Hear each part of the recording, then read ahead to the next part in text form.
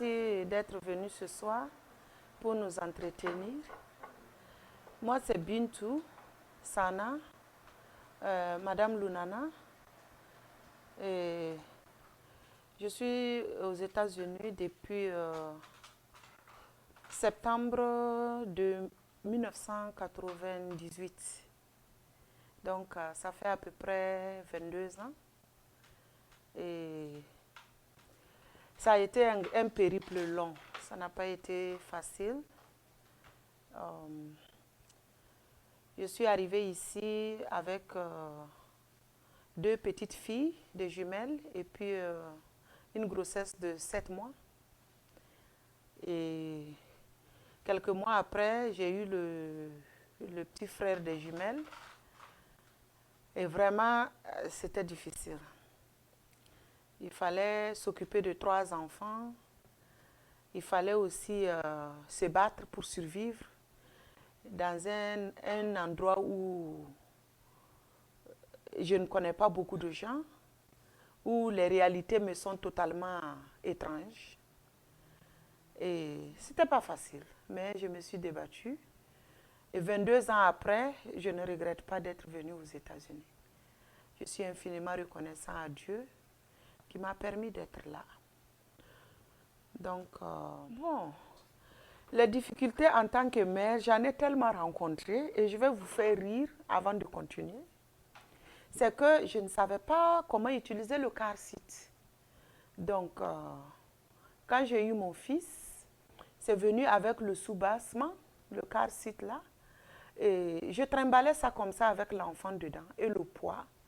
Et je devais prendre, je partais à l'école pour apprendre à parler l'anglais avec les 2 filles et le bébé en main. Et je devais prendre 3 bus avant d'arriver à destination.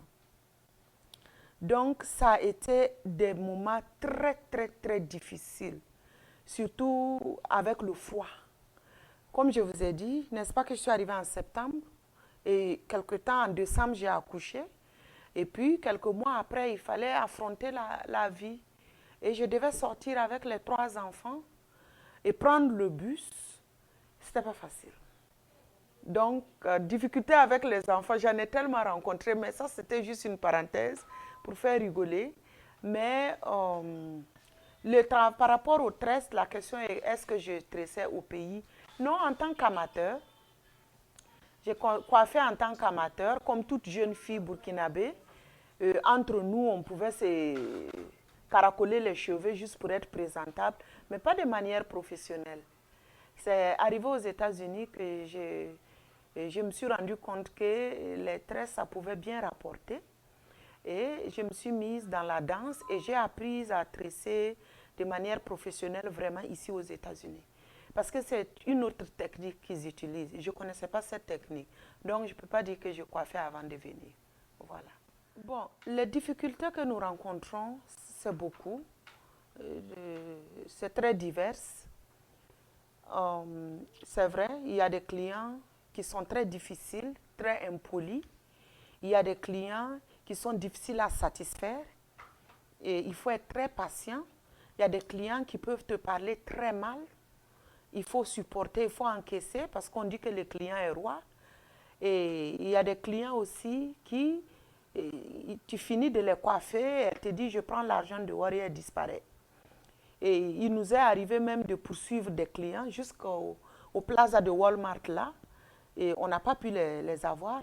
Et voilà. Et il est arrivé aussi que les clients laissent leurs pièces d'identité ici, qui vont chercher l'argent et ils ne reviennent pas, ils disparaissent.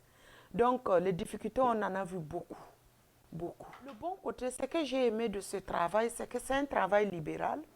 C'est vrai, j'ai toujours aimé entreprendre et la coiffure m'a permis de me réaliser, de pouvoir justement faire de ces rêves-là une réalité. C'est avoir une entreprise personnelle et aussi, elle me permet de subvenir à mes besoins et c'est ce qui est important. Voilà, donc si je suis restée dans la coiffure depuis, tu sais, depuis que je suis aux États-Unis, je n'ai jamais fait ce qu'ils appellent le boulot américain. Ça a toujours été la coiffure. Pourquoi? Parce que j'avais des petits-enfants, il fallait s'en occuper. Ça me permet d'aller coiffer quand je peux, Et quand je ne peux pas, je reste à la maison avec les enfants. Jusqu'à ce que, bon, je puisse avoir le salon hein, quand ils étaient déjà grands. Donc, ce côté libéral m'a beaucoup avantagé. Et puis, c'est vrai que ça rapporte, ça rapporte. C'est pas facile, mais ça rapporte. Voilà. Pour la jeunesse, je dirais d'être patient. Ok, c'est tout un périple hein, que j'ai suivi avant d'être où je suis aujourd'hui. J'ai d'abord commencé à aller aider les gens les soirs parce que j'avais des petits-enfants et il fallait s'en occuper la journée. Et quand leur papa rentrait du travail, heureusement que dans ma zone, il y avait un salon qui faisait 24 heures. Donc quand lui rentrait après 19 heures, moi je sortais à 20 heures et j'y partais apprendre à coiffer jusqu'à 3 heures, 4 heures du matin, et ce à pied, aux États-Unis ici. Et je devais repartir à la maison à pied, avec tous les chiens qui aboient.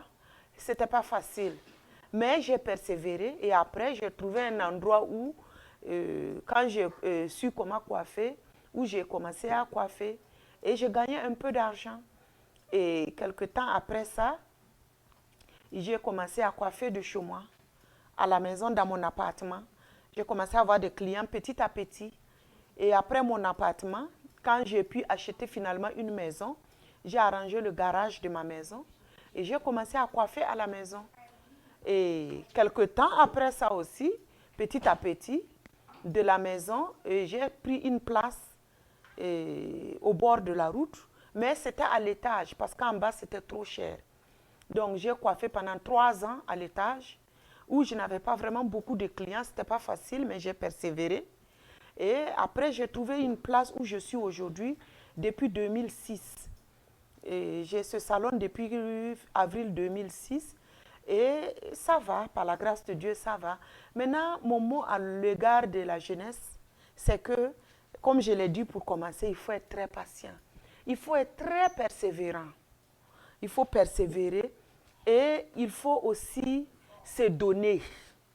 Ce n'est pas facile. La coiffure est un travail, surtout ceux qui rêvent de la coiffure, comme tu as posé la question, c'est un travail très difficile. Tout ton corps prend un coup.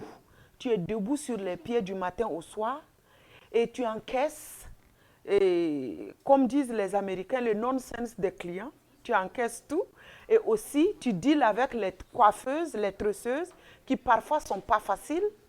Et tu as parfois des tresseuses très difficiles à manager. Et tu as parfois aussi des tresseuses qui ne connaissent pas leur travail. Et tu es obligé d'être au four et au moulin pour que ton business marche. Donc, la jeunesse doit être très patiente et persévérante. Vous savez, les États-Unis sont vus comme étant un Eldorado. Et de sorte que c'est un mythe. On pense que quand on est aux États-Unis, on a tout. Mais la réalité, c'est que nous avons tellement de factures à payer. Nous avons beaucoup de factures à payer. Et c'est ce qui fait que nous travaillons beaucoup. Donc, ce que nous gagnons, nous devons faire face à nos réalités. Alors, à ceux qui sont en Afrique, qui pensent qu'ici c'est le paradis, en réalité, ce n'est pas le cas. Et c'est vrai, les conditions de vie sont nettement meilleures, mais il faut travailler dur pour survivre. Donc, moi, mon conseil pour eux, c'est de comprendre que s'ils ont des parents qui les soutiennent et que si quelqu'un fait un effort pour t'envoyer quelque chose, il faut vraiment bien gérer. Il faut faire fructifier ça pour que toi aussi tu sois indépendant, pour ne pas tout le temps compter sur la personne. Parce qu'à un moment donné, elle ne pourra plus continuer à envoyer. Parce que les charges augmentent. Personnellement, quand mes enfants étaient encore petits, je me le permettais et j'en ai fait et je regrette aujourd'hui certaines choses que j'ai dû faire. Mais aujourd'hui qu'ils sont grands et ils vont à l'école où il faut payer et tout, si je savais, j'aurais économisé une partie de cet argent pour m'épauler aujourd'hui pour la scolarité de mes enfants. Donc, ce n'est pas facile. Voilà. C'est bon. À l'égard de la diaspora, simplement pour les encourager, comme je m'encourage tous les jours, parce que je connais les réalités de l'extérieur, tu ne t'occupes pas que de ta famille, mais tu t'occupes de ta famille sur place, tu t'occupes de tes factures sur place et tu t'occupes de la famille élargie en Afrique.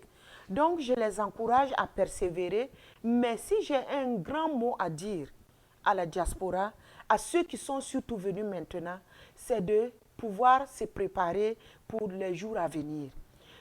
Parce que vous êtes là et toute la famille est sur le dos, ne faites pas comme moi j'ai fait. Envoyez l'argent, espérant que chacun pouvait être affirmé pour vous permettre de pouvoir vous libérer. Ça ne marche pas toujours malheureusement. Donc je les conseille d'investir. Investir et aussi créer des emplois. Créer des emplois pour que ce soit la famille. Non seulement ça sera des emplois pour la famille, et ça va minimiser, n'est-ce pas, les demandes à leur égard. Et aussi, ça sera leur contribution au développement du pays et à l'autosuffisance de leur famille.